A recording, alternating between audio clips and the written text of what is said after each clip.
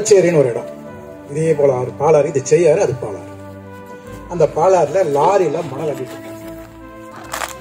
JCB போட்டு புக்கலம் போட்டு எல்லாமே மணல் எடுக்கும் போது ஒரு ஆதிப்பட்டாளர் சிலை, அருமையான சிலை, 4 அடி உயரம், ஒரு 1000 வருஷம் சிலையா இருக்கும், நல்ல சிலை.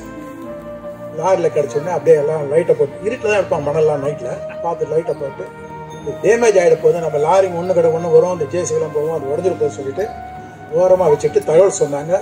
அது யாரும் முன்னு வராத சூழ்நிலையில் இந்த நேரத்தில் நம்ம சின்னப்பா சார் நினைக்கணும்.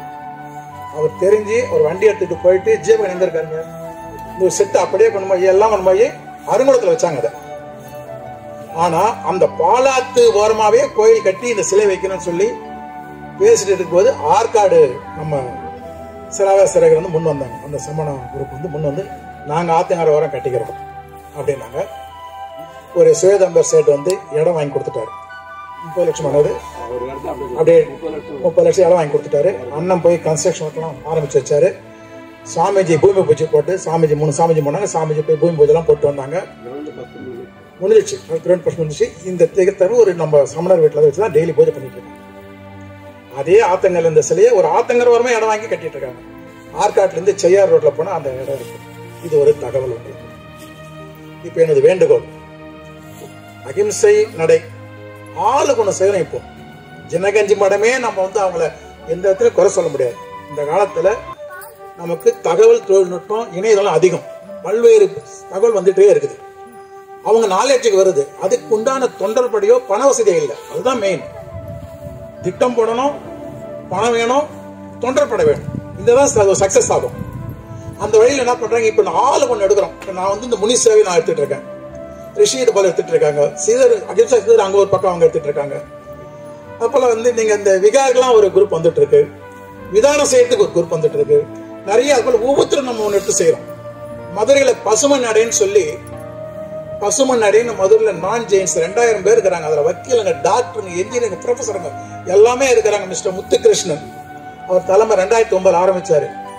13 மலைகள் மதுரை சுத்தி இருக்கிற 13 மலைகள் வந்து ஒரு ஞாயிற்றுக்கிழமை முதல் மாசம் போய் சுத்தப்படுத்தி 2000 பேர் போறாங்க. அவங்க நடந்து போறது இல்ல, ஒரு 6 கிலோமீட்டருக்கு வாகன ஊர்வலம் தான். எல்லாம் கார் வச்சுக்கிறாங்க, எல்லாம் மோட்டார் சைக்கிள் போயிட்டு ஒவ்வொரு ஞாயிற்றுக்கிழமை அந்த மலையை போய் சுத்தப்படுத்தி பகவானுக்கு பூஜை எல்லாம் பண்ணிட்டு சமணத்தை எல்லாத்தையும் நல்லா வாழ்த்தி பேசிட்டு அதை காத்துங்கிறாங்க. கோர்ட்ல கேஸ் போட்டு கிரானைட் எல்லாம் உடையாம பாத்துட்டு இருக்காங்க. நான் ஜெயின்ஸ் 2000 பேர் மதுரை தகவல் தெரிஞ்சு வச்சிருக்காங்க. அந்த உணர்வுலாம் அவங்களுக்கு இருக்குது. நமக்கு வருது, நமக்குள்ள பிரிவினை வேணாம், பிரச்சனை வேணாம், ஆளு கொஞ்சம் எடுத்து செய்யுங்க. அவங்க பசுமை நடைக்கு அவங்க மட்டும் தவறையா வர்றதில்லை. அவங்க குழந்தைகளை வந்து எல்லாரும் குழந்தையும், சின்ன குழந்தை, அதாவது 3வது படிக்குது, 4வது படிக்குது, SLC படிக்குது, எல்லா பசங்களும் கம்ப்ளீட் ஃபேமிலி யாரோட வருவாங்க. அவங்க வண்டியில் வந்துடுவாங்க. எல்லாம் பசுமை நடையை முடிஞ்ச அளவுக்கு ஜீர்ணோதரம் அந்த கோயிலெலாம் கிளீன் பண்ணிட்டு பாதுகாப்பு அவேர்னஸ் பண்ணிட்டு அந்த ஏரியாவில். அதுக்கப்புறம் எல்லாருக்கும் 3 இட்லி ஒரு காஃபி, அவ்வளோதான். அதுக்கு மேலே கிடையாது. ரொம்ப ஆடம்பர செலவே பண்ணுறதில்ல. கம்பல்சரி 3 இட்லி தான் தருவாங்க. அதுக்கு மேலே அது ஸ்பெசிஃபிக்காக அவர் போன தடவை போயிருந்தேன், நானும் போயிருந்தேன். அதில் சொன்னார் அதுக்கு மேலே கொடுக்குறது சார், கேட்டால் ஒருத்தர் அப்புறம் கேசல்லி போடணுங்க, ஸ்வீட் இல்லைன்னுவாங்க, அதில் பிரச்சனை வரும். 3 இட்லி அவ்வளோதான், வெண்ணெய் போய் வெளில சாப்பிட்டு விட்டுறணும் வர. ஸோ அதே மேலே ரொம்ப சிறப்பாக பண்ணாங்க. ஒவ்வொரு மாதமும் ஒரு ஞாயிற்றுக்கிழமை இந்த மாதிரி 10 மணி போறாங்க. அந்த மலையில இருக்கிற செடி கடை முள்ளை எல்லாமே வெட்டி போற வழியை சீர்திருத்தம் பண்ணிட்டு எல்லாரும் சாப்பிட்டுட்டு போய் அவங்க கதையை பேசிட்டு போயிடுவாங்க. அது ஒரு அமைப்பை அது மாதிரி இயங்கிட்டு வருது. மதுரையில இன்னும் நடக்குது. அது மாதிரி எனக்கு நான் சொல்ல வந்தது முக்கியமா அவங்க குழந்தைய இப்ப கோயில் வர, நானே என் பையனை கூப்பிட்டா வரல போயிட்டு வரணும்.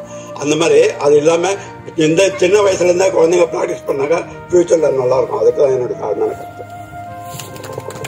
சென்ற வாரம் அண்ணன் நானும் போயிருந்தோம், மதுரைக்கு போயிருந்தோம். அதெல்லாம் பார்த்தோம், கண்ணால பார்த்தோம். 2000 பேர் வராங்க.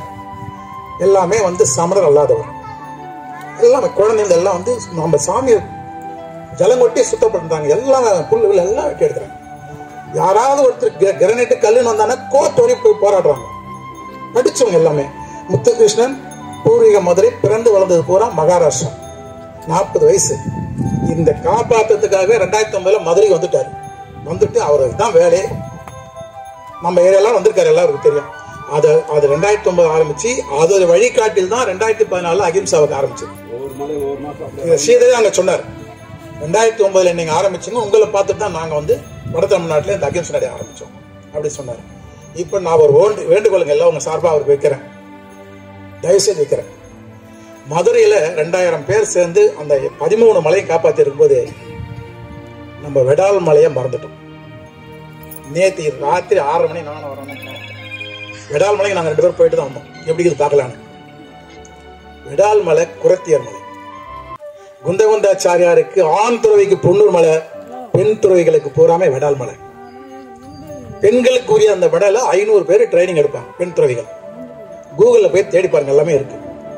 அந்த துறவிகள்லாம் ட்ரைனிங் எடுத்துக்கிட்டா அவங்க பெண் துறவியாவே அனுப்புவாங்க. அப்படிப்பட்ட இடம் வந்து பில்லும் கில்லும் முளைஞ்சி தண்ணி பாட்டில் எல்லாம் அங்கெல்லாம் அசுத்தமா இருக்குது. எல்லாமே பார்க்கறதுக்கு ஏறதுக்கு 2 நிமிஷம் தான். அந்த மலை ஏறதுக்கு ஒரு 15 படியோட 15 அளவுக்கு இருக்கும், படி அளவுக்கு இருக்கும்.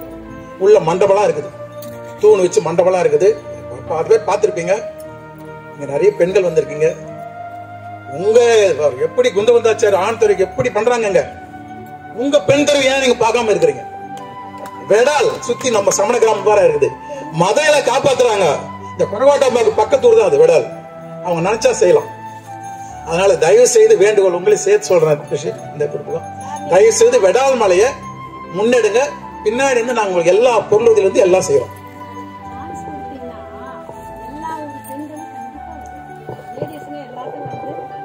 நீங்க பேசும்போது சாமிஜி பதில் சொல்லுவாங்க. அவருக்கு இன்ட்ரெஸ்ட் அந்த வெடால் மலையில வச்சு ஒரு விதானமனம் சொல்லியிருப்பார். மகளிர் தினத்தும் போது விதானம் எல்லாமே சொல்லியிருப்பார்.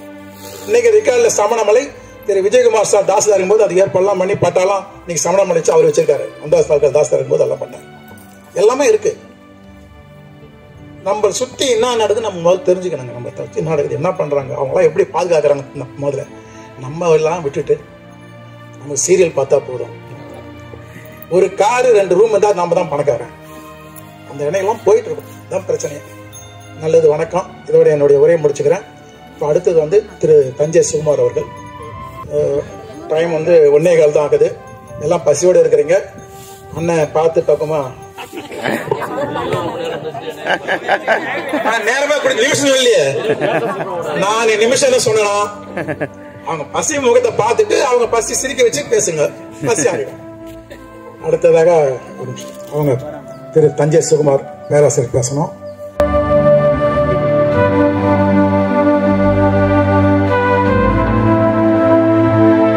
வணங்குதலுக்கும் போற்றுதலுக்கும் உரிய தவத்திரு ஸ்ரீ ஸ்வஸ்தி ஸ்ரீ லட்சுமிசேன பட்டாரக பட்டாச்சாரிய சுவாமிகளுக்கு எனது பணிவான வணக்கங்கள். இங்கே மேடையில் இருக்கின்ற ஆந்தோர் பெருமக்களுக்கும் இந்த அருகத் திருமேனியை சிரத்தையோடு பாதுகாத்து நாம் அனைவரும் வழிபடுவதற்கு வகை செய்த அம்மையார் அவர்களுக்கும் அம்மையாருடைய குடும்பத்தாருக்கும் மற்றும் இங்கே வந்திருக்கின்ற சான்றோர் பெருமக்கள் அனைவருக்கும் எனது பணிவான வணக்கத்தை தெரிவித்துக் கொள்கிறேன்.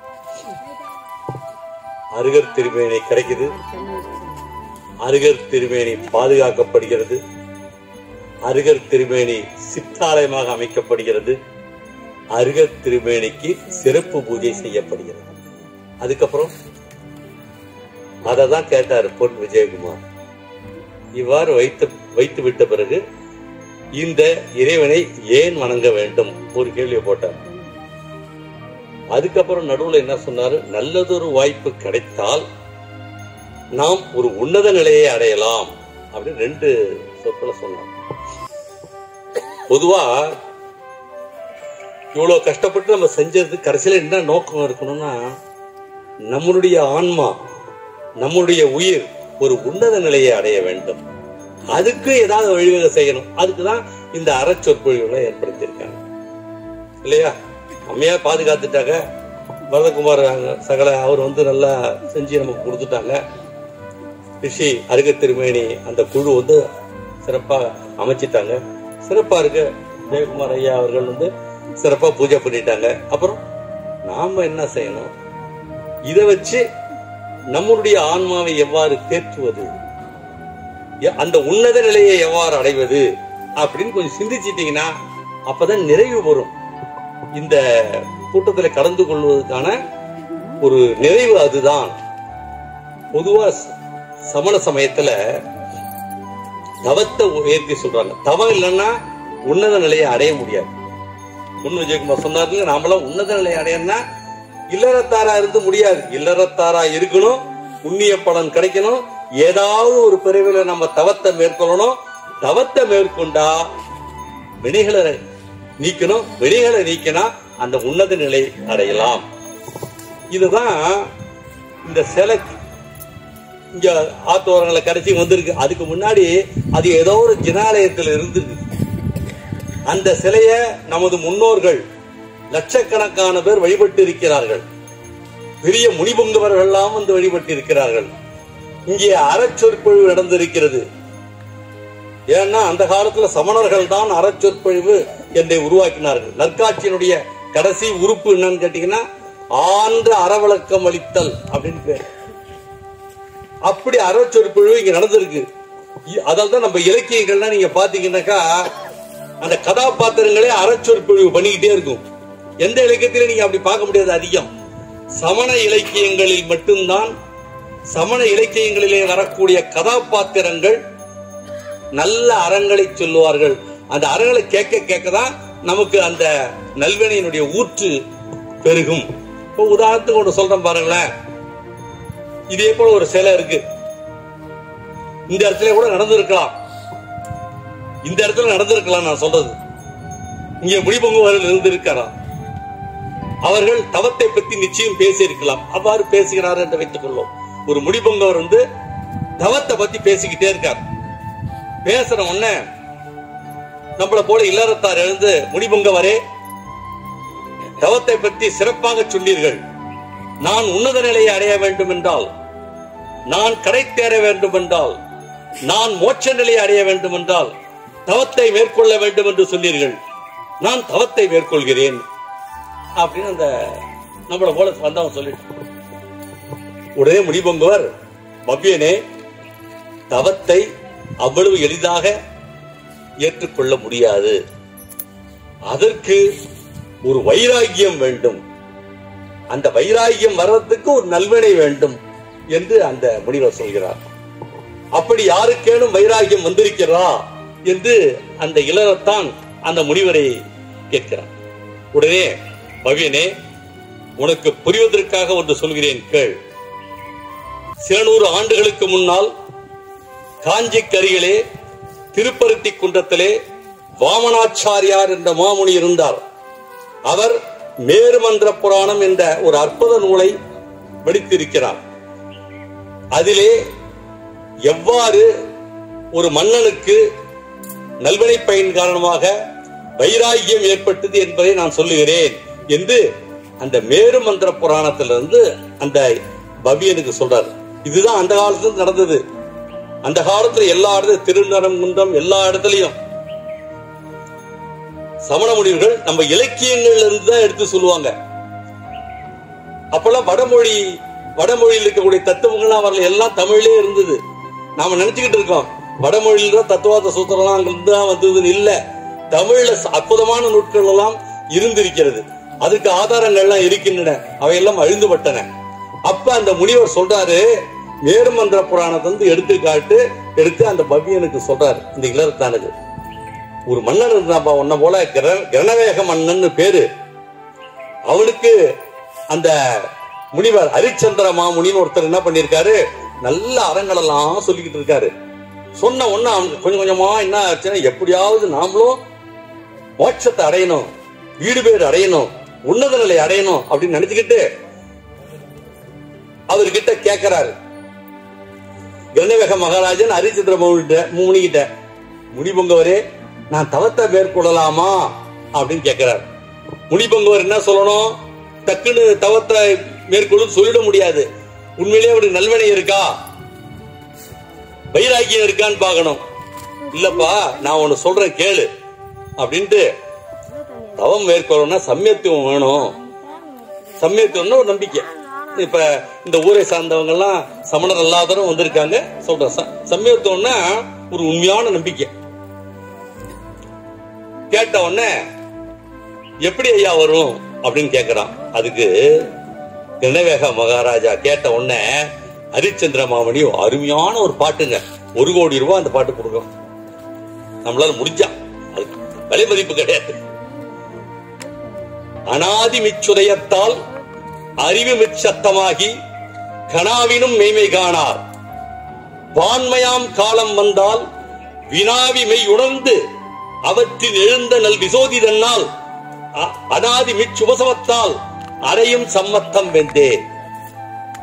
அந்த வேந்தனுக்கு சொல்றான், அனாதி மிச்சுதயத்தால் அறிவு மிச்சத்தமாகி.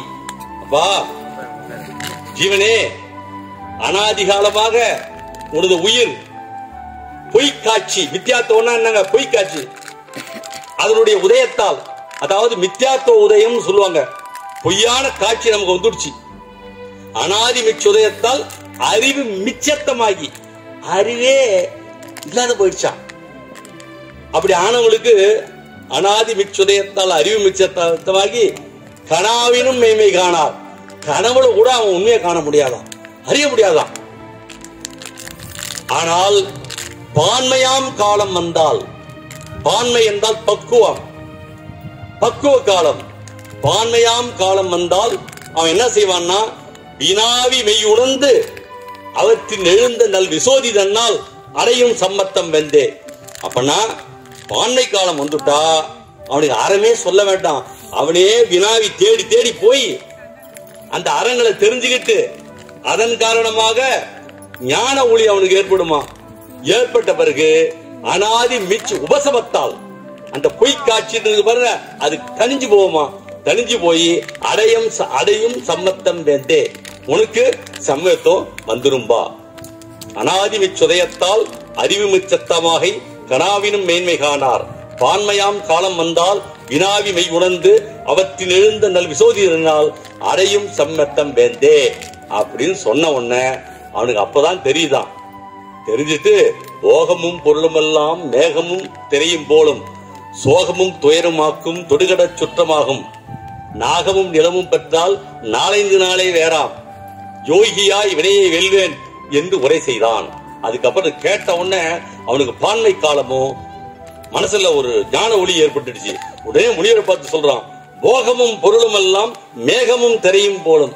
நம்ம அனுபவிக்கக்கூடிய சுகமும் நம்ம பெற்ற செல்வம் எல்லாம் இந்த மேகம் மறைஞ்சு போறாபடியும் கடல்ல அலைகள் போறாபடியும் போயிடுமா. போகமும் பொருளும் எல்லாம் மேகமும் திரையும் போலும் சோகமும் துயரமும் ஆக்கும் தொடுகடற் சுற்றமாகும். தன்னை சார்ந்திருக்க சுற்றங்கள் இருக்கு பாருங்க, அதுல ஒரு சோகம் தான்டா கிடைக்கும், துயரம் தான் கிடைக்கும். சரி, அது வானம். நாகமும் நிலமும் பெற்றால் விண்ணுலகமும் மண்ணுலகமும் முற்றிலும் கிடைத்தால் நாளைந்து நாளை வேறாம், சில நாள்ல இது போயிடுமா. எனவே முனிபங்கவரே யோகியாய் வினையை வெல்வேன் என்று உரை செய்தான். நான் தவத்தை மேற்கொண்டு வினையை வெல்வேன் சொன்னான். அதுக்கப்புறம் தான் அந்த முனி அருந்தவ தான சீலம் அறிவின சிறப்பு நான்கும் திருந்திய குணத்தினார்க்கு சேதிக்கு வீது ஆகும். அருந்தவம் அரிது சீலம் ஆற்றுவது ஆற்றி தானம் பொருந்தி நற்சிறப்போடு செல்க அப்படின்றார். நான் அருந்தவம் செய்வதற்கு தவம் பண்ணலாம், தானம் பண்ணலாம். அருந்தவ தானம், சீலாச்சார ஒழுக்கம், கடைசியில செய்யறது அறிவிட சிறப்பு. இப்ப செஞ்ச பாருங்க, அருகபெருமானை குறித்து அருக திருமேனியை குறித்து செய்யக்கூடிய சிறப்பு பூஜைகள் எல்லாம் இலக்கியத்துல அறிவிட சிறப்பு சொல்லிருக்கு. இது நாளும் தான் மோட்சத்துக்கு வீதியாகும், சேதிக்கு வீதின்றார். அருந்தவ தான சீலம் அறிவின சிறப்பு நான்கும் திருந்திய குணத்தினார்க்கு சேதிக்கு வீதியாகும். அருந்தவம் அரிது, அவரே சொல்லிட்டாருங்க. தவம் சாதாரண விஷயம் இல்லையா, அரிது. அதால நீ என்ன பண்ணு, சீலம் ஆற்றுவதாற்றி சீலாச்சாரங்கள் ஒழுக்கத்தை உன்னால என்ன உழ முடியுமா கடைபிடித்து தானம் பொருந்தி தானம் செய்ய வேண்டும் என்று மனம் பொருந்தி நீ செல்வாயாக அப்படின்னு. அதுக்கப்புறம் தான் அவனுக்கு ஞான ஒளி ஏற்பட்டு தவத்தை மேற்கொண்டு அந்த கணவேக மகாராஜ் மோட்சத்துக்கு போறாரு. அதே போல ஏன் இந்த சிறப்பு பூஜை செய்யறாங்க அப்படின்னு கேட்டீங்கன்னா, ஏன் இறைவனை வணங்குறோம் பொன் விஜயகுமார் கேட்டார்னா, இது போல அருக திருமேனிய நம்ம பார்க்க கிடைச்ச அருக திருமேனிய இது இவ்வளவு அம்மையார் புண்ணிய ஜீவன், இவங்கெல்லாம் புண்ணிய ஜீவன், இவங்களால நமக்கு புண்ணியம் கிடைக்குது, அதை பாதுகாத்தாங்க. அதை பாதுகாத்து மட்டும் போதுமா, அவங்க என்ன பண்ணுவாங்க, அதை பரவகுமார் அண்ணன் அவர்கள், இன்னும் அகிம்சடை சார்ந்தவர்கள், அருக திருமணி பாதுகாப்பு குழுவினர்கள், தம்பி ராஜேந்திரன் அவர்கள், இன்னும் நம்ம பட்டாரர்களுடைய கொடுத்த ஊக்கம், இந்த அடிப்படையில் இது ஒரு அழகான சிற்றாலயமாக அமைந்திருக்கிறது. நிச்சயம் இந்த தமிழக அருகத் திருமேனி பாதுகாப்பு குழுவின் மூலமாக ஒரு சிற்ப பூஜை செய்யப்படுகிறது. இதெல்லாம் பார்க்கும்போது அந்த பான்மை காலம் நமக்கு வாய்ப்பு வரும் இல்லையா? இறைவனை வணங்குறோம் இல்லையோ, இதெல்லாம் பார்த்தாக்கா இதை பார்க்கிறோம். இது எவ்வளவு அறிஞர்கள்லாம் பேசினா நமக்கு பான்மை காலம் ஒரு பக்குவம் மனசுல ஏற்படுங்க. அந்த பக்குவம் தான் முதல் அடிப்படை. அந்த பக்குவம் ஏற்பட்டா பின்னாடி நம்ம எல்லாம் தெரிஞ்சுக்கணும், நாமளே கேட்டு தெரிஞ்சுக்கணும், அறங்களை தெரிஞ்சுக்கணும் என்ன வரும். அப்புறம் ஒரு ஞான ஒளி வரும். ஞான ஒளின்னா ஒரு நற்காட்சி ஏற்படுதுன்னு வச்சுக்க, ஏற்பட்ட உடனே இந்த பிறவியில வேணாம், புண்ணிய பலன் காரணமாக அடுத்தடுத்த பிறவியில் பிறக்கும் போது ஏதாவது ஒரு பிறவில தவத்தை மேற்கொள்வோம், இருவனைகளை கழிவோம், அப்ப உன்னத நிலையை அடைவோம். அததான் பொன்னு விஜயகுமார் சொன்னார். இறைவனை வணங்குவது மூலமாக கடைசியில் நம்ம என்ன அடையணும்னா உன்னத நிலையை அடையணும். இதுக்கு பான்மை காலம் வேணும்.